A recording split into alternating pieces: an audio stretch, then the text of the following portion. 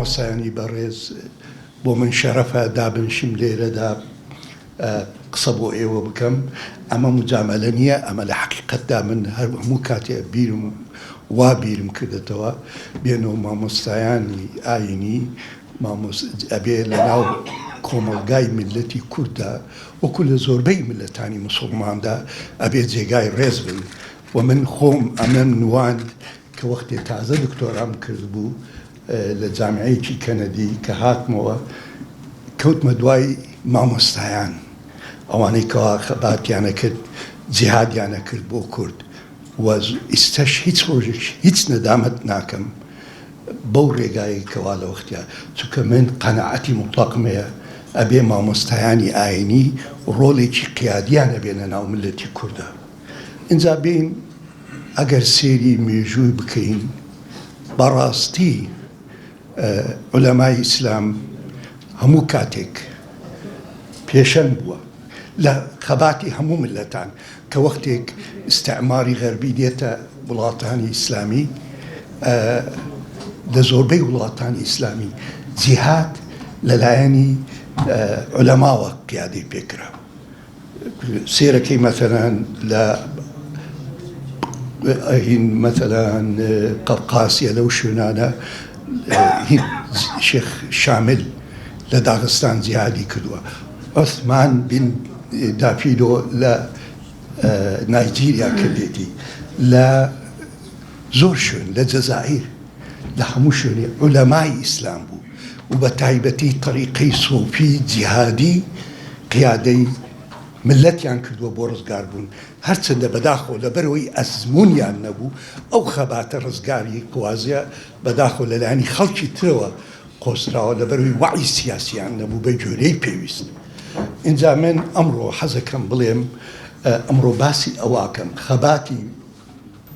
ڕۆڵی عولەمای کورد لە بزاوی هاوچەرخی کورد لەم 200 ساڵەدا بە شێوێکی زۆر بەخێرایی. اینجا با بینە ڕۆڵی عولەمای ئیسلام لە بزوتنەوەی ڕزگاری خوازی کورد. هەروەکوتم عولەمای کە سەدەی 19م دێ عولەمای کورد لە پێشەنگین لە خەباتی ملەتی کوردە حتا شەڕی جیهانی یەکەم کوردایەت و ئیسلام دوو ڕووی هەمان دراون. هیچ کاتێک ئیسلام و کوردایەتی لە یەکتری جا نەبووەتەوە. اینجا بابین یەکەم تەجروبە طبعا ئەو برایانە باسی سەلاحەدینیان کرد، من ئەو باسی بابەتی من نییە، بەڵام بە کورتی ئەڵێم ئەو ئەلمانیەتی لە کوردستانە بەداخەوە ئەلمانیەت شتێکی خراو نییە، بەس ئەوەی لە کوردستانە بەشێکی ئەلمانیەت دژەدینە، متأثرە بە ئەلمانیەتی فەڕەنسی، متأثرە بە ئەلمانیەتی کەمالی، لەبەرەوە دژەدینە. ئینە ئەلمانیەتی غەربی دژەدین نییە، جیاوازی دەسەڵاتەکات. اینجا من کتێبێکم حیواری ئیسلام و ئەلمانیەت بەش هێناومە لەیرە بەداخەوە زۆر نەبوو، 36 نسخە بوو، ئەلەوە سوود وەرەگرن باسی ئەوم بە دوور درێژی کردووە. نمونەیەکتان پێدەم کە ئەلمانیەتی کوردی بەخلافی زۆر ئەلمانیەتەکان دژەدینە. چۆن نمونادەم لە کەنەدا بووم، کوڕێکی دورزی پێمی وت، وتی چوین بۆ رووسیا مۆسکۆ، یادی شۆڕشی ئۆکتۆبەر بوو، وتی ئێمەیان بردە، وتی شەو وتم هاتوو کوردی؟ وتی بەڵێ من کوردم. وتی کورە سەلاحەدین لە ئێوە؟ وتی لەعچەوە کابرایەکی بورجوازی بووە، کابرایەکە لە خزمەتی ئەقتاعیە و بورجوازی عەرەب بووە. وتی بابا وانە ئێوە بێ شانازی پێ بکەم؟ وتی نەبوو. وتی لە مۆسکۆ دووەم ڕۆژ ئێمەیان بردە سەر قەبری قەیسەرێکی گەورە. وتی چوومە ژێر باڵێ، وتم خۆ ئەم قەبرە خۆ ئەمە مارکسی نییە، بزاندیتە ڕووسەکان چۆن ئەتیزازەکەن پێیان، بەڵام ئێوە ئەتیزاز ناکەن بە سەلاحەدین. ئەمە دەلالەتی ئەلمانیەتی کوردیە، بەداخەوە ئەلمانیەتێکی دژەدینە. ئەم واقعە بێ بزانین و ئەبێ بە حیوارکەین لەگەڵیان، تەکفیریان نەکەین، حیوار بکەین لەگەڵیانە، چونکە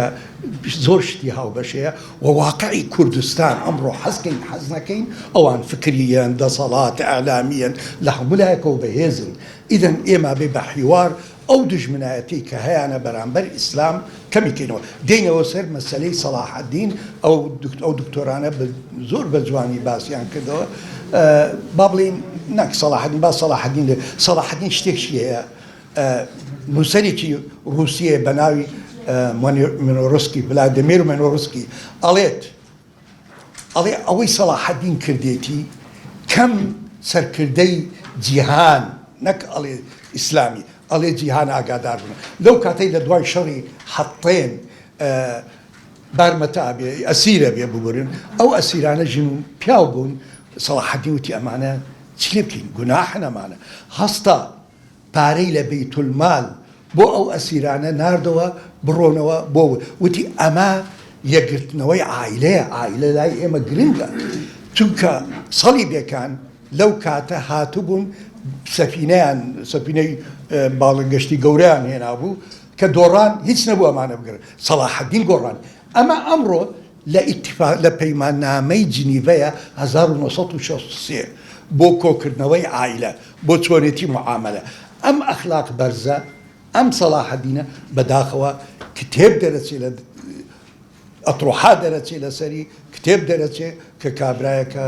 هیچ خزمەتی ملەتی کوردی نەکردووە کابراایکی کۆنەپەرستە اینجا بە ئەمە بەڵگەیەکە بەداخەوە لەسەر ئەلمانیەتی کوردی ئەم ڕسمی کە ئەیبینێن ئەمە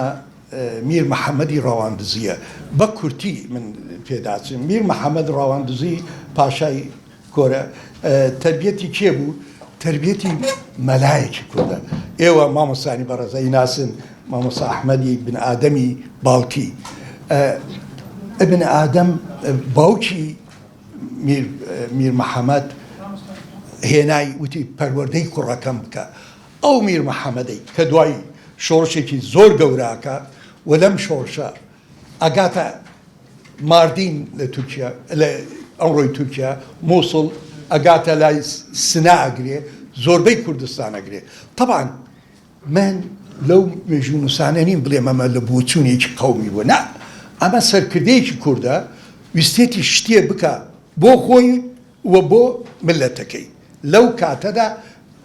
ئەوە بووە هەدەفی بەڵام ئەمەش نمونەیەکە کە ئەم کابرایە نەخەریجی مەدرسەیەکی مارکسیە نەخەریجی مەدرسەیەکی لیبرالیە بەڵام زۆر حەزی لە چاکسازی بووە یەکەم شت کە ئەوانەی کردووە چاکسازی بووە لە بواری ئیدارە دکتۆرێکەیە لە بەغداوە ڕوا پێڵێن ڕۆز دکتۆرێکی ئینگلیزە عیدی قونسلیەی بریتانیە لە بەغدا کە ئەچێ بۆ ڕەواندوز ئەبینێ ئەڵێ لە هەموو دەوڵەتی عوسمانی عەدالەت نەبوو دزی هەبوو ئەڵێ چون بۆ لای بۆ ڕەواندوز ومانە ئەڵێ بە شەو ئەمانە بوو بە ڕۆژ ئەمانە بوو دوای سێرم کرد ئەم دکتۆرە ئەم میر شەو لەگەڵما باسی کرد باسی سیاسەی ئەوروپایە کرد لەگەڵما ئەلێ باسی تۆپیە کرد ئەوت چۆن ئێمە چۆن یارمەتیمانەدەن ئێمەمانەوێت لە بواری پزیشکی یارمەتی ئەو ملەتە بدەن لە بواری ئیداری لە بواری سپا تقریبا بە جۆرەی بەعزە نووسەری 30,000 چەکداریە بوو چەکداری بەردەوام بە باشترین چەکی ئەو زەمانە تەسلیح کرابوون باشە ئەم عالمە ئەم سەرکردە کووردە تەنها بوو فکرێکی بێ مەدرسەیەکی پیاوی بوو ئیسلام بووە ئیدەن ئێمە ئیجاب ناکە فکرێکی غەربی بێنین حتا سەرکردێکی و بالموناسەبەش جگەلەوەی کەوا زۆر بەتوانا بووە لجنەیەکی استشاری هەبووە لە عولەمای کورد یەکێک لەوانە مەلاخەتێ بووە کە بەداخەوە ئەلمانیەکان زۆر بەناحەق تهمەتی بۆ دانن ئەڵێن وەختێ سوپای عوسمانی دێت سوپای عوسمانی شکا ڕەشید پاشا سوپاکەی شکا بەڵام مەلایەکی خەبەری نییە لە دنیا بەناوی مەلاخەتێ فتوایەکی بۆ دەرەکە ئەڵێ ئەمە سوپای عوسمانی ئەمە موسڵمانی نابێ شەڕی بکەین و ئەلێ ئەمە بە دەسیسەی عوسمانیەکان بوون چێ صاحبی ئەم قسەیە علی سیدۆ گۆرانی کتابێکە ڕەحلە من عمان إلى عمادية ئەلەو کتابەدا ئەو باسی ئەواکە بەڵام سیدۆ علی گۆرانی لە سەفارەی بریتانی ئیشی کردووە فترێک لە قاهرەیشی کردووە دوایش لە ئوردن بووە لەگەڵ ئینگلیزا بووە طبعا ئەمە طبعا واڵێ ئەمە ئەلمانێتێکی کوردیە کە لە دژێر دەستین ئەوە واڵێ کێیە باسی ئەم فتوایەکە هین حوسێن حوزنی موکریانی ئەوش لەگەڵ مستەرلاین ئینگلیزی بووە زۆرش دژە دین بووە و دائما نصیحەتی کرد من خۆم لە ئەرشیفی بریتانی ئیشمە کرد نامەکانی مەبینی چۆن نصیحەتی ئینگلیزەکە لە عولەمای ئیسلام بدەن چۆن لە ئیسلام بدەن ئەو حوسێن حوزنی موکریانی ئەو تۆهمەتەی بۆ با بڵێن مەلا خەتەیەکە طبعا چەند نووسەرێک لەوانە حتا ڕوز قاوس قەفتان نووسەرێکی کووردە چەپشە ئەڵێ وانە چۆن کابرایەکی سەرکردەیەکی ئەوەنە بەهێز وەکو پاشا محەممەد پاشای ڕەواندوزی ئەوەنە دووربین ئەوەنە بەهێز اینجا محەممەد پاشا زۆر کابرایەکی حاسم بوو یعنی شەبێ نەبێ سەدام وابوو ئەوەی خەسمی بیایە ئەوەی زعیف وایە قبولی ناکرد لێ چۆن قبولەکان مەلایەکی ئاوا گومڕای بکە بیبا بەرەو هەڵا لەبەرەوە وانە و ئەمە بەڕاستی هەر وەکو مامۆستایانی ترش مش لە کتێبەکەم باسم کردووە سوپای عوسمانی دێ لە کاتی سوڵتان مەحموودی دووەمە 1800 تقریبا 9 بۆ 1949 لەم کاتەدا دەوڵەتی عوسمانی ئەوێ مەرکەزیەتێ بێ یەکەم جار ئەچن لە ئیماراتی تورکیەدەن تورکمانیەدەن دوای چنە مووسڵ ئیمارەتی جەلیلیە لەوانەدەن دوای دێن لە بەغدا مەملوکیەکانە بۆ حکمیانەکە لەوان شەدەن ئەبێ هیچ میرنشینێ نەمێنێ دەوڵەتەکە ئەبێ مەرکەزی بێ ئەو سوپای هاتووە 40,000 چەکدار و باشترین چەکی هەیە چەکی دەوڵەتی عوسمان لەو کاتە بەرامبەر میرنشینێکی کورد طبعا ئەو میرنشینە هەرە ڕووخا ئەوە حتمی بوو بەڵام ئەلمانیەتی بەداخۆ بەعضێ لەوە ئەلمانیەتە هەتا تۆمە بخەنە سەر عولەمای کورد بڵێن بزان هەموو کاتێ عولەمای کورد هاتەتە ناو هینەوە دوای سەبەبێکی ترش ئێمە بەڕاستی ئەمەش سفەتێکە لە ئەدەبیاتی کوردی بەرامبەر برا مسلمانەکانمان عەرەب و تورکمان و فارس حەقتمان بۆکەن ئەوان ئەم غەدریان لە کورد کردووە هەر ئەوان دژمنن حتا ئێمە بڵێن وەڵڵا هیچ حەلیفێکمان نییە لە ئیسرائیل زیاتر لە ئینگلیز زیاتر لە ئەمریکا وانە ریچارد وود قۆنسڵی ئینگلیزە لە حەلەب ئەو ئەچێ بە دەوڵەتی عوسمانیەڵێ بە وەکو بڵێ بۆ لای میر ڕەواندوزیە لێ ئەلی بڕۆ خۆت تەسلیم کە هیچ چارەت نییە ئیدەن ئەمە دەستە ئەم شۆڕشەوە زۆربەی شۆڕشەکانی کورد بەدەستی ئینگلیز و فەرەنسا و رووسیای ڕووخاوە نەکە ئەو ملەتانە دوایی بۆچی شتێکەیە ئەمڕۆ سەرکردایەتی کورد حتا ئەمڕۆ شۆڕشەکە ئاگادار نییە لە ظروفی دەولی هیچ ئەم هەڵەیە چەند جار خۆی دووبارە کردێتەوە پاشای ڕەواندوز و دوایش میر بەدەرخان کە ئیستا باسی یەکەم چی بوو مەسەلە ئەمانە ئەیانەویست کیانێک لە دەوڵەتی عوسمانی جیا بکەنەوە لەو کاتەدا نێظامی نێودەوڵەتی پیانەوت نظامی توازن القوى the balance of power توازن القوى هاوسەنگی هێز 5 هێزی ئەوروپی گەورە بوو ئەیانوت ئەبێ سوپەر پاوەر نەبوو یعنی 2 هێزی بەهێز نەبوو نا 5 بوو اینجا لەو نظامە دەوریەدا ئەبێ دەوڵەتی عوسمانی بمێنێ چونکە ئەگە دەوڵەتی عوسمانی بڕوخایە ڕووسەکانە هاتنە پێشەوە بەرەو خەلیج بەرەو کەنداو ئەچوون بۆ لای ئستەمبول ئەو دوو بڵێکی بەسفی و دەردەنێڵ لەبەرەوە ئەبێ دەوڵەتی عوسمانی بمێنێ ئیدەن ئەمە خەتای نە عوسمانیەکانە نە کووردە ئەمە قادەکانمان سەرکردەکانی شۆڕشی ئەو کاتە ئەم حەقیقەتەیان نەزانی طبعا ئێمە هەمان شت لە کاتی سەرکردایەتی ئێمە لە کاتی جەنگی ساردشە عینیشت نەزانی شۆڕشی یەکەم جار شۆڕشی هینەکەین ئەوەی ئاراراتەکەین 1920 بۆ 31 لە هەمان کاتە ئەمانەوێت نظامی مستەفا کەماڵ ئەتاتورک بڕخێنین بەڵام نظامی مستەفا کەماڵ ئەتاتورک مەدعوم بوو لە غەربەوە ئەبێ بمێنێت لەبەرەوەی تقریبا 7,000 کوردمان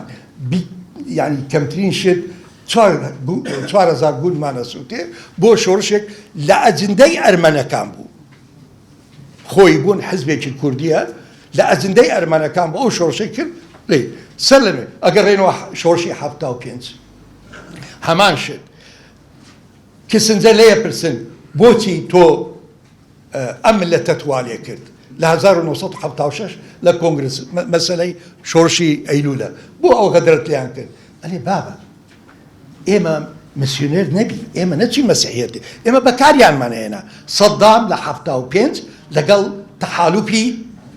با بڵێن سۆڤێتا بوو پەیمانیە بووی 1973 ئێمە ئەمانەویست عێراق مەشغوڵ بکەین حتا سوپای عێراق نەتوانێت بەشێک بێ لە هاوسەنگی خەباتی عەرەب و ئیسرائیل مەشغوڵی کەین و شاهەمەی لە ئێمە داوا کرد لە 75 سێرمان کردەمە شۆڕشەکە لە بەرژەوەندیمان نییە وستانمان ئەمە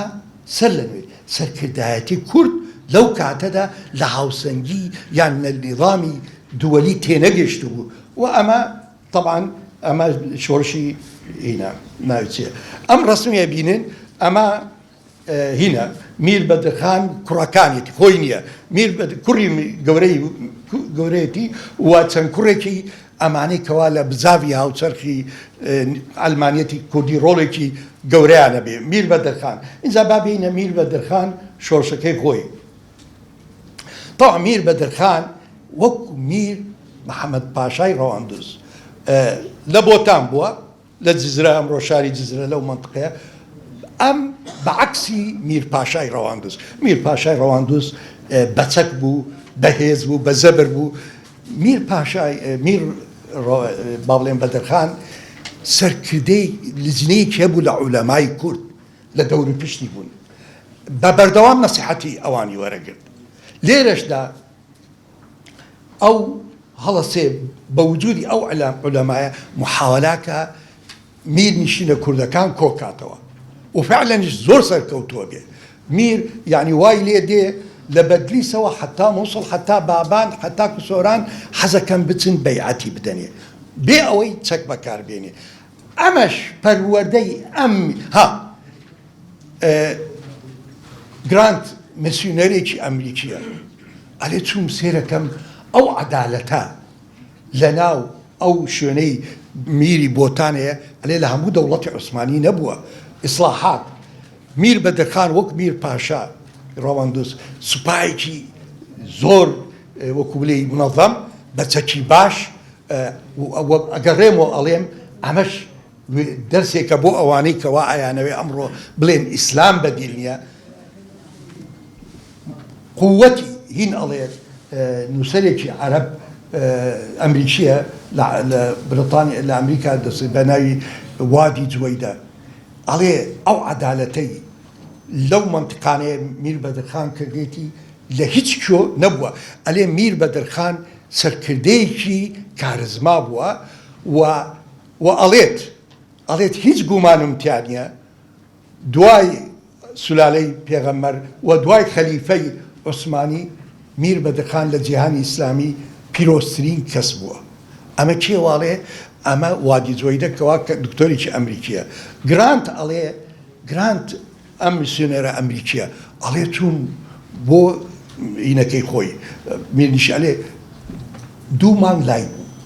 ئەڵێ سرم کرد ئەو عەدالەتەی ئەو بەکاری دێنێ هیچی نییە ئەڵێ ڕۆژێک خزمێکیانێنا دزی بوو شتێکی دزی بوو وتی بە مەلاکانی وت ئەمە حکمی چی وتی ئەڵاوان وتی دە ئیدام بکەن دەستی ببڕن بوو برە دەستیان بڕی ئەلێ لەبەرەوە بوو منداڵ ئاڵتونی بەدەست بیایە شەو لە هەرکێ بڕۆشتایە کەس نەیەوێرا دەستی لێ بدە باشە هێزی میر بەدرخان لە چی بوو هەمان شت ئەڵێمەوە ئەمە مەجموعەیەکی عولەمای مجاهد و تێگەشت و لە واقعی ئەو کاتە قووەتی لەوان وەرەگرت حتا حەلفێکی دانا حەلفێک بە ناوی هاوپەیمانی کورد و زۆربەی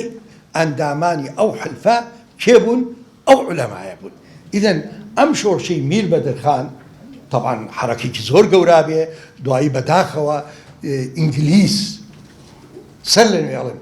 ئینگلیس ئەبنە هۆی ڕوخانی ئەم شۆڕشە نەک تورک چۆن ئەمە ئاسووریەکانە بوون لە حەکاری ئەم ئاسووریانە بە دەسیسەی چەند مسیونەرێک ئەبێ بازیان بدایە ڕائیە بوون، بازیان بدایە نوڕڵڵا لە هەکاری و نوڕڵڵاش هاوپەیمانی هین بوو، بەدرخان بوو، ئەبێ بازیان بدایە. کابرایە کەیە قۆنسڵی بریتانیا لە ئەسڵی ئاسووریە ناوی نەمرود ڕەسامە لە مووسڵ، هانیانەدا ئەڵێ باس مەدە ناهین بەدرخان، باس مەدە نوڕڵڵا. طبعا لێرە شەڕە بێ و دوای چەکداریانەکەن، چەکداری ئاسووریەکە دوای تێن هەڵەسن لەو مەناتقانەی بۆتان گەورەترین کنیساکەن، کنیسەیەکەکەن 400 ژووری تایە. طبعا ئەمە ئیستیفزازی کوردە و دەوروپشتی هەمووی موسڵمانە. اینجا طبعا شەڕەبێ لیانە درێ کە لیانە درێ فەڕەنسیەکان و بریتانیەکان ئەڵێن بەدرخان 10,000 مەسیحی سەر برێ و ئەعلامی بریتانی و فەڕەنسی و ئەمانە یەڵا دەوڵەتی عوسمانی ئەبێ هێز بنێتە سەری. دەوڵەتی عوسمانی لە ژێر فشاری ئەمان ئەو هێزە ئەنێرێت و میرنشینی با بڵێن بەدرخان ئەڕوخێت. ئیدەن ئەمە خەباتی تورک و کورد نییە، ئەمە دەوڵەتی کە عوسمانیە دەسەڵاتی خۆی یەکێ یاخی بۆ لێی، بەڵام جوولێنەری ئەم فیتنەیە ئینگلیز بووە و کابراایەک بە ناوی نەمرود ڕەسام کە قونسڵە. ئەمە واقعی شۆرشەکانی کوردە با بڵێن هەتاکو تێینە بەدرخان. ئەو ڕسمایی بینین ئەمە کێیە؟ شێخ عوبەیدوڵڵای نەهریە. شێخ عوبەیدوڵڵای نەهری ئەمەش شتێک هەیە لە دوای سوڵتان مەحموودی دووەم کۆنتڕۆڵی هەموو میرنشینی کورد و عەرەب و هینا بوو کە هەمووی ڕاستەوخۆ ڕەبتەکا بەکێوە بە ئەستەمبوڵەوە. ئیدەن ئەمە هەر وەکوتم خەباتی ململانی کورد و تورک نییە، ئەمە دەوڵەتێکە مرکزیەتی خۆی دەسەڵ. طبعا ئەمە غەڵەت بوو لەو شتە، ئەمە چەند مستەشارێکی مەحموودی دووەم کە متەئەثر بوون بە غەرب ئەمانیان پێیوت ئەم شتانە بکە. مهم لە 1853 ئاخر میرنشینی کورد ئەڕوخێت. اینجا کێ دێتە کایەوە؟ سەرکردەیەکی تازە تێنەکایەوە. ئەم سەرکردە بە گوێرەی زۆربەی نووسەران سوفیگەرین، طریقەی نەقشبەندی و قادری. ئەمانە ئەو بۆشایەتەی میرەکان پڕەکەنەوە. ئیتر لەمە دووە هەرچی خەباتێکە بێ خەباتی سوفیگەریە و حزبی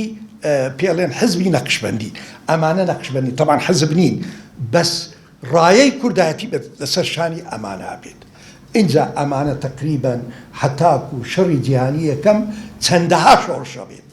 چەندە ئێستا من بە کورتی باسییان یەکێک لەوانە شێخ عوبەیدوڵڵای نەهری کوڕی شێخ تاهای یەکەمە لە هین بوو لە حەکاری ئەمڕۆ بووە. شێخ تاهای نەهری شێخێکی مجاهدە عالمە و شێخی بارزانش لە وەختیا طریقەتی لە ئەو وەرگردووە تاهای نەهری یەکەم. طبعا شێخ تاهای نەهری لە شەڕی رووسی و عوسمانی بە 15,000 چەکدار لەو شەڕا بەشدار بووە و شێخ تاها لەو سۆفیانەیە کەوا چاکسازی کردووە لە ناو طریقەت، هەم ناحیەی ئیدیۆلۆجی و هەم ناحیەی با بڵێن تەبەنای پرسی کوردایەتی کردووە. اینجا یەکێک لەوانە کە کوڕەکەی شێخ عوبەیدوڵڵای نەهری 1881 خۆی کۆکاتەوە سەر لە ئەمش عشیرەتەکان و مەلاکانی کورد کۆکاتەوە لە گوندی نارۆ لە دەیەکایە چی پێر تقریبەن ئەڵێن 400 عالم کووردە شێخی سۆفی و عالم ئەلێ ئێوەی حازر بووان لەیرە ئەمڕۆ واجبتانە دەوڵەتی عوسمانی کەوتەتە ژێر فشار وڵاتانی غەربی، ئەوە کوردستانشە بێتە ئەرمینیا، ئیسلام لە مەترسیدایە، ئێمە وەکو باو باپیرانمان ئەبێ دیفاع لەم عەقیدەیە بکەین. ئەنجا ئەم خوتبەی منی ئەم قسەیە لە کتێبەکان دەرم کرد. لێرەدا سێ کرد کۆکاتەوە لە بین دیفاع لە ئیسلام و دیفاع لە کوردایەتی و ئەوش ئێوێ کیانێکی هەبێت، بەڵام یەکەم جار بەرەو ئێرانە ڕوات، دوایی بەداخەوە سەر لە نوێ ڕووسەکان یارمەتی قاجاریەکانەدەن و دەوڵەتی عوسمانیە کەوتە ژێر فشارێکی زۆرەوە هێزێک بنێرێ دژی شێخ عوبەیدوڵڵای نەهری. شێخ عوبەیدوڵڵای نەهری ئەگەڕێمەوە لەبەرەوە ئەمە مناسبەیەکە ئێوەی مامۆستانی بەڕێزدانشنە بە هەموو خەتەواتی بە جۆرەی نووسەرێک بە ناوی ڤان برۆنسن هۆڵەندیە ئەلێ هیچ خەتۆیکی ناکرد بێ استشارەی عولەماکانی دەوروپشتی بەڵام بەداخەوە مێژوونووسانی کورد باسی ئەم حەقیقەتەی شێخ عوبەیدوڵڵا ناکەن وا پێشانێدەن وەکە ئەنەما شێخ عوبەیدوڵڵای ناری تەنها کوردایەتی کردووە و لە ئاسمانەواتوە یان بیر و بۆچوونەکەی شتێکی باسی ناکەن کێ ئێمە پێویستمانە حەقیقەتی ئەم شێخ عوبەیدوڵڵا وەکو شۆشەکانی تر لێی تێبگەین ئەگە سێری ئەو هێرشە بکەین کە ئەینێرێت بۆ ئێران هێزی یەکەمی 20,000 چەکە بە سەرۆکایەتی شێخ عەبدولقادری کوڕێتی لە باشووری ورمەوە ئەڕۆ بەرەو مەهاباد هێزی دووەمی بە سەرۆکایەتی شێخ سدیق برازای شێخ عوبەیدوڵڵا ئەوش بەرەوەیە هێزی سێم بە سەرۆکایەتی خەلیفە محەممەد ژمارەیەکی 5,000 کەس بوونە بەرەو شاری ورمەوت شێخ عوبەیدوڵڵا لەوە بوو ورمێ بگرێت وەوتی حتا تەبریزە ڕۆم لێرەدا ئەمریکیەکان مسیونێرە ئەمریکیەکان دەورێکی زۆر ناشرین نەبی مسیونەرێک بە ناوی کۆچەران دکتۆرە مسیونەریە لە وەرمێ چێ بۆ لای شێخ عوبەیدوڵڵا ئەلێ شێخ عوبەیدوڵڵا لەم شارە ژن و منداڵێکی زۆرەیە هینەکەت تاخیرکە مەچۆ ناو ورمیەوە دەی مەشغوڵیەکە ئەمە بە دەسیسەی هەمان شێت ئینگلیز و ڕووس ئەو ئەگەر شێخ عوبەیدوڵڵا بچێ بەرە ورمەی بکردە بەرەو تەبریز بوو ڕۆشتە شێخ عوبەیدوڵڵا سەرەکەوت بەڵام لێرەشدا ئەمە من بە بەڵگە ناماڵێم ئەمە بە نەظەریەی موامەرە ناڵێم ئەمە بە شتێک نیە لە گیرفە من لە لەندەن ئەم ئەرشیفەم دەرکردووە لە چوومەتە ئەستەمبول لە ئەرشیفی عوسمانی ئەم قسانم دەرکردووە یعنی هۆکاری سەرەکی ڕوخانی شۆڕشی عوبەیدوڵڵا ئەو میسیونێرە ئەمریکیە بە ناوی کریس کۆچەران ئەمە لەیرە با بچینە شێخ عەبدولسەلامی بارزانی شێخ عەبدولسەلامی بارزانی طبعا من دەربارەی طریقەتی سۆڤیەتی بارزانی هیچ نازانم و هیچ دیفاع ناکەم لە کەم و کورتی یان لەینی بەڵام لەو ئەرشیفەی بینیم بەرامبەر دەربارەی شێخ عەبدولسەلامی بارزانی ئەو حەقیقەتە ئەڵێم ئەم برایە زۆر مخلصی ئیسلام و زۆر مخلصی کوردایەتیش بوو اینجا شێخ عەبدولسەلام هەڵەسێ بە چەند چاکسازیە لە ناو عەقیدەکەی با بڵێن طریقەی سۆفی لە کاتی خۆیدا لە دوای وەفاتی باوکی شێخ محەممەد عولەمای کورد کۆ کاتەوە لە بابینان داواکە ئەڵێ با ئێمە هەڵبسین ڕاپەڕینێ بکەین بەم داواکاری یەکەم تەوزیعکردنی دابەشکردنی ئەو ئەرزانە هین ئاغاکانە لە مەنتقە لێمە ناحەقە ئەبێت تەوزیعکرێنە سەر فەلاحەکان هەڵوەشاندنی مارەی زۆر وەژنێنان بە زۆرە ملی ئەمە شتێکی باشە ڕێکخستنی پەیوەندی کۆمەڵایەتەکان لەسەر بنەڕەتی دادگەری و یەکسانی ئەمە شتێکی باشە ئەمەش یەکێکە دوایی چێڵێ لە کاڵێکی تریا ئەو تا لە خوارەوە ئەڵێ چێڵێ ئەڵێ دەوڵەتی عوسمانی ئەبێ لە منتیقەی ئێمە مەزهەبی شافعی جێبەجێ بکات و ئەڵێ ئەوانەی ئیدارەتی ئەم منتیقا بن ئەبێ کورد بن و زمانی کوردیش ببێتە زمانێکی ڕەسمی لێرەدا یعنی ئەمە بەیاننامێکە ئەمە بەڵگەنامەیەکە پێشانیەدا شێخ عەبدولسەلامی بارزانی کۆ کاتەوە لە بینی ئیسلام و لە بینی چی لە بینی کوردایەتی بەڵام زیاتر قۆنسڵی ئینگلیز لەوان ئەچێ بۆ لای ئەڵێ 1970 تازە ئینقلابی ئیتیحادیەکان تۆڕانیەکان هاتوونەتە سەر حوکم ئەلێ شێخ عەبدولسەلام تو چیت داوە بۆچی دژایەتی ئەم دەوڵەتاکەی جۆ بگرن چێڵێ ئەمە لە راپۆرتێکی ئینگلیز قۆنسڵەکە چووە بۆ لای بۆ بارزان ئەڵێ ئەم بێدینانە ئەم ماسۆنیانە ئەم یەهودی دۆنمانە کە ئێستا حکمی دەوڵەتی عوسمانیەکەن ئەڵێ ئەمانە دوورن لە ئیسلام دوورن لە شەریعەت ولا صحافي اسطنبول لروجنا بكاني اسطنبول دجي بيغمر وخزانة كاني قصاكر أما يعني براستي أبي وعي شي زور تبي وكو مسلمان أم حقيقة أنا بزاني استدراسات درتوا أو انقلابي اتحادية كان كذا لهزار ونوسط وهشت لسر سلطان عبد الحميد ماسوني بنا فعلا أم حقائقات أنا سوايا وفعلا لصحافي اسطنبول باسي عايشة كان وك صحافي خومان لكردستان بداخوا كتسين صاري بلي سكرديان كأما من ضابو بيغمر استغلالي كل وا الشيخ عبد السلام أمبو يعني ودوايش هر همان قنصل سيري عليه من توم دقل شيخي برزان زوربي ملاكاني كردستان دجي أمد صلاتي اتحادية كانن تكايا ما منساني برز ايوه ملزم نين دفاع بكن لدولة عثماني اما بجوري شرعي خومان ملزمين دفاع بكين لبيغمبر عهدي بيغمبر صلى الله عليه وسلم خلفاء الراشدين بلان حقيقتك ايوه اغا داربن دولة عثماني هيش علاقة بالتركونية بيش ام انقلابي توراني كان يكن 1908 دولتك كردي تايا عربي تايا زوربي ولاتاني اوروبا شرقي تايا وكلمة ترك زور عيبوه لا بش ايوه لهوليرا زانن بش لا اوبراني هوليري كان مان وتي انا كرمانز قصدي يعني نعم متحضر نبونا وامانه كلمة تركي بو ترك وحشي يعني غير حضاري زور عيبو كلمة ترك مصطفى كمال كدواي انقلابك لدانشنا كاني 1924 لا برلمانية بس هنا حزبكيتي أي أم قرآن الرشا أم كتاب الرشا سوار 100 صال إيما خمان دايا كشت بو أم دينة عربية هنا أو بابتي يعني بو ملا عربا كان بإيما أنا وتشون نقل خزان معنا بخون قصدي أوي كوا بيغمبر صلى الله عليه وسلم اللي نقل خزان تانا بيش أوي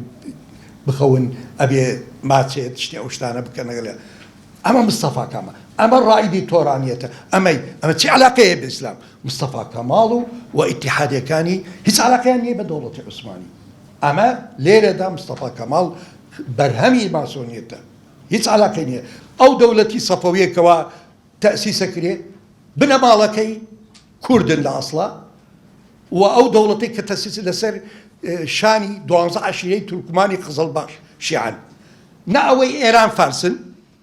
نأواني دولة عثماني توري هيش علاقة بوونيا والله ميجو إيما وحقد برامبر إسلام لو علمانية كلية إيما متأثرين بعلمانيتي بداخوا إنجا فكري علماني كردي وكمالي زور بداخوا عليهم إن شاء الله ملك تيبك إشكم لسري نقل ما مستايق بداي دكتور ديدار عثمان أوش منظري أم فكرة تورانية دو كردن يكي دكتور عبد الله زودتا لأخيرا لإعلامي كردي لإعلامي تركي بيلن عدو الله نك عبد الله زودت ماسوني بدواي لكوتايج يعني أبيتا باي وأول كيتر فكري منظري قومي تركي زيع قول كابا أوش خلقي ديار بكر هردو كان خلقي ديار بكر أما فكري منظري فكري توراني منظري فكري أم كردانا يعني تركشنين لا أصلا إنزا أما حقيقتي بابلين إنزا دينا شورشي شيخ سعيد أم شيخ سعيدة أي بينين أماش لأصلا سبتيب ولا قبي بلام لبالو خلقي بالويا لبيران دسكابا شورشي ديجي دولتي بابلين مصطفى كمال لا جون ل 1924 دواي مصطفى كمال الغاي خلافتك شريعتك 23 الغاي سلطنتك دوا 24 الغاي شريعتك شيخ سعيد هلسيت وكو رولي قوي وكو شيء وكو بلي مرشدي طريقي نقشبندي هلسيت مجموعه علماء كرد كوكاتوا عليه متسيبتي أما أو تا طعنا كريبا بيغمر بخيزانا كاني أبيشتي بكين الأواني كوا سركرداتي ئەم شۆڕشاکەن زۆربەی کوردن و زۆربەی مەلاو تەریقەی سۆفی نەقشبەندین شۆڕشەکە دەستی پێکە. شێخ سەعید حەزەکەم کە پێشانی دەم چۆن ئەمە طبعاً نووسەرێکی ئەمریکی بە ناوی ڕۆبەرت ئۆلسن مامۆستای خۆمش بوو چی ئەڵێ؟ ئەڵێ ئەم شۆڕشە ئەگە سەر بکەوتایە ئەبووە دەوڵەتی خلافەی ئیسلامی لە گەنج ئەمڕۆ لە ئەلەزغا لە تورکیا ئەو حکومەدا ئەمە شۆڕشە بۆ خلافەت شۆڕشە بۆ شەریعەت ئینجا بە طبعا بۆ ئەمە بەو تەفسیل من لە کتێبەکە زۆر بە درێژی باس کردە ئەوانەی باسیەکەن ئەمە شۆڕشێکی کوردایەتیە و حرەکەیەکی ئازادی هەبوو مجموعێکی مثەقەف و زابط بوون ئەوانایان نویس بکەن بەڵام شێخ سەعید هەڵەی کرد عەجەلەی کرد و شێخ سەعید ئەندامی نابێ ئەو شۆڕشەی بکردە وانییە شێخ سەعید من ئەرشیفی عوسمانیم بینی لە ئەستەمبوڵ دەرم کرد چنێ پەیوەندی کردەوە بە عولەما بابە دینمان عەقیدەمان وەکو کورد لە مەترسیدایە ئەبێ هەڵبسین اینجا کە هەڵەسێ طبعا ئەگەر ئایا ئەم شۆڕشە جارێ خۆی ناوی ناوە خادم المجاهدی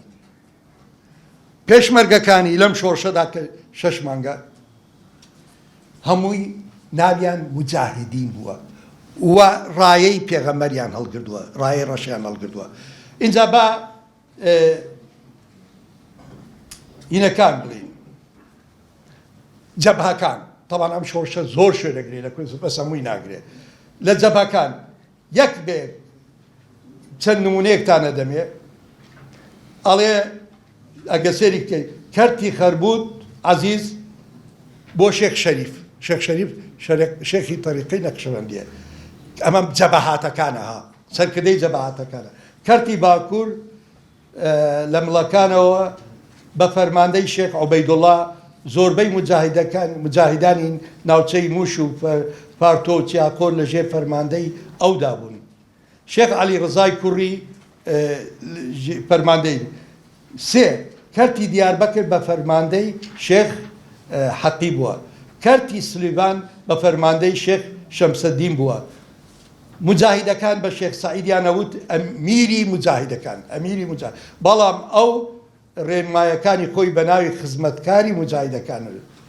ئەوەی بوو ڕۆبەرت ئۆلسن لە خاڵینەوە پێ ئەڵێم ئەڵێ ئەو نووسەرە ئەمریکی چوو لە ئەستەمبوڵ دانیشت لە ئەرشیفی عوسمانی ئیشی کرد تورکی عوسمانیەکی باش ێزان ئەو ئەڵێ ئەگەر شێخ سەعید پیران ئەگە سەر بکەوتە ئەوە دەوڵەتی خلافەی ئیسلامی کوردی لە گەنج ئەمە شێخ سەعید چۆن شێخ سەعید ڕووخا بۆچی ئەم شۆڕشە ڕووخا طبعا ئەسبابی زۆرە لە کتێبەکەم زۆر بە دوو درێژی چوومە باسکردن بەڵام لێرەدا ئەمەوێ ئەوە بڵێم یەکەم زۆربەی تەریقەی نەقشەبەندی لەگەڵ ئەوە نەبوون بەعزێکی بەیانوت ئێمە تەداخلی سیاست ناکەین ئێمە تەداخلی جیهاد ناکەین ئینگلیز دامی مستەفا کەماڵەکە ئێمە لەگەڵ ئەوە نابین حتا شێخ سەعیدی نورسی ئەو عالمە گەورە ئەو زانە گەورەیە لێرە ئیجتیهادێکەکە هەرچەندە خۆیشی ماشەڵڵا تێکۆشەرە و یعنی بەڕاستی دیفاعێکی زۆر جوان و سەرکەوتواناکە لە عەقیدەی ئیسلام و تەحەدای مستەفا کەماڵەکە و ئەچێتە سجنەوە ئەچێتە نەفیەوە بەڵام ئەڵێ شێخ سەعید بەڕەئی من ئەم شۆڕشە کاتی نییە بانەیکەین چونکە حولەفا غەرب لەگەڵیان بەداخەوە ئەمە سەبەبێکە سەبەبێکی ترش کە ئەچێ بەرەو دیاربەکر ئەبلەقەی دیاربەکرەدا دەوڵەمەنەکانی دیاربەکر ئەوانەی کەوا متەقەفەکان و خۆیان بە کوردایەتی یارمەتی نادەن دیاربەکر تەوقەکە بە 2 مانگ بەداخەوە سەرکەوتوو نابێت لێرەدا لینین ڤلادیمیر لینین سەرکردەی ڕووس چەک و یارمەتێنێرە بۆ مستەفا کەماڵ لەولاوە فەرەنسیەکان دەوڵەتێکی منتەدەب بوون لە سووریا لە پشتەوە هێزێکی زۆری مستەفا کەماڵ دێنن تەوقی خینەکان ناوی چییە شۆڕش گێران مجاهدەکانەکەن بەڵگەنامەیەکم بینی هین دەوڵەتی با بڵێن هین مستەفا کەماڵە چی ئەڵێ ئەڵێ ئەم شۆڕشە شۆڕشێکی ئیسلامیە بەڵام ئێمە نابێ بە خەڵک بڵین ئێمە نابێ بە خەڵک بڵین ئەمە شۆڕشێکی ئیسلامیە چونکە تورکەکانش متعاتفە بن لەگەڵیان ئێمە چی ئەڵێین بەغەربیەکان ئەڵێین ئەمانە کۆنەپەرستنیانەوە خلافە بگەڕێنەوە بە تورکەکان ئەڵێن ئەمانە بە دەسیسەی ئینگلیز جولاونەتەوە ئەیانەوە جیداخوازی بکەن و این بکەن ئاوا طبعا هەر وەکوتم لەبەر ئەم هۆکارانە ئەم شۆڕشەش ئەڕوخێت ئەمە بە نسبەتی شێخ سەعید بوو اینجا بە 5 دقەیەک لەگەڵ قازی محەممەد و شێخ با بڵێن مەلام سەفای بارزان خۆعافیکە با بگەڕێنەوە قازی محەممەد قازی محەممەد لای ئێوە هەمووتان ئەزانن کە مامۆستایەکی خۆی و باوکی قازی بوونە و قازی محەممەد بە تایبەتی پەروەردەیەکی ئیسلامی و عالمێکی مجاهدە و عالمێکی زۆر زۆر پاک بووە و لە خزمەتی کوردایەتی و ئیسلام بووە کرس کۆچێرا نووسەرێکی فەڕەنسیە ئەلێ چوون بۆ لای ئەڵێ وتی من ئێوە وا تەسەور نەکەن ئێمە پیاوی سۆڤیەتی چکە جمهوریەی کوردستان لە مۆهاباد ئەعلامی ئێرانی وت ئەمانە شوعین ئەمانە لە ئەجندەی ڕووسی سۆڤیەتدان اینجا کرس هین چێڵێ قازی محەممەد چێڵێ ئەلێ وا غەڵەت تێ نەگەن ئێمە ئەلێ ئێمە موسڵمانین ئێمە عەقیدەی خۆمانەیە فەرموو سێری حکوومەتەکەی من بکەن نیوەی حکوومەتەکەی کۆماری کوردستان چین ئەڵێ مەلان سەرۆک وەزیرەکانی بابەشێخە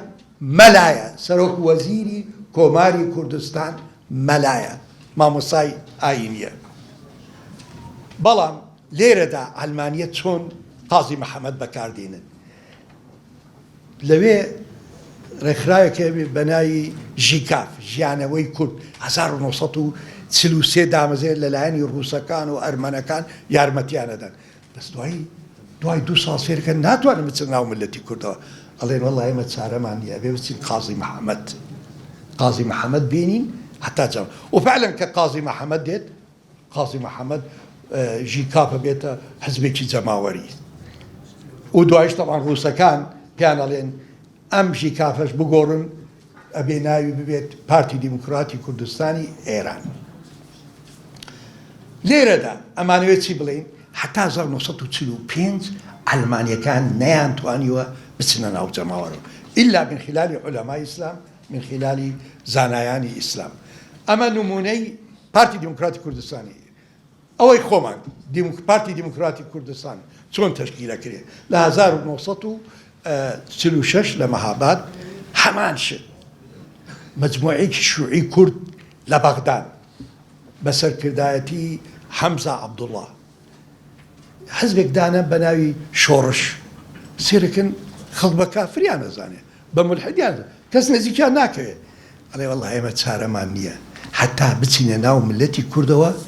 ئەبێ بچین بۆ لای مەلا مستەفا مەلا مستەفا لە تەریقەیەکی نەقشبەندی خەلفیەکی عایلی ئاینیە ئەچن ئەڵێن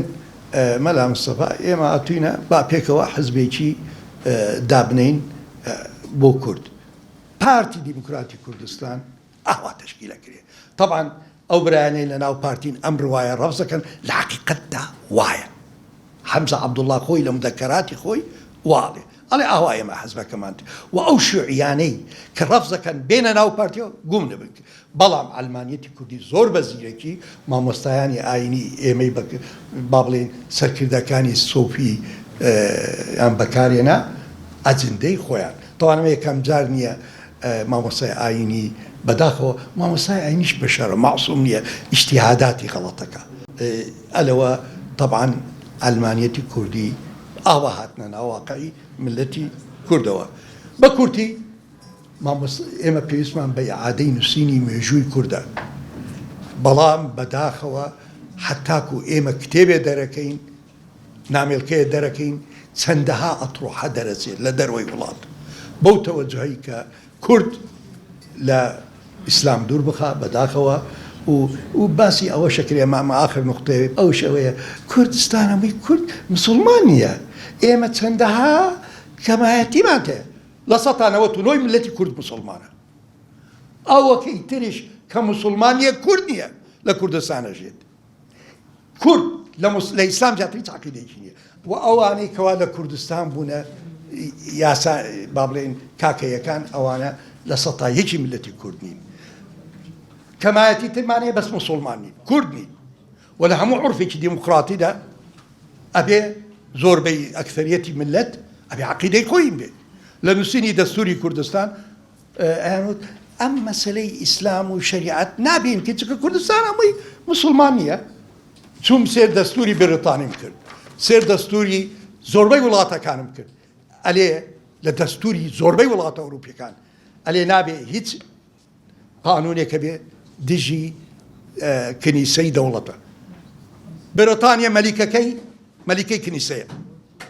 سەرۆکی کنیسەیە لە ئیتالیا هەمان شت لە ئەسپانیا لە هەموو وڵاتەکان سەرۆکیان و عەقیدەی ڕەسمیان لە کنیسە لە دەستورایە بۆچی ملەتی کورد لە سەتانەوەتی نۆی مسلمان بێ دەستور باسی ئینەکە وآخر دعوانا الحمد لله رب العالمين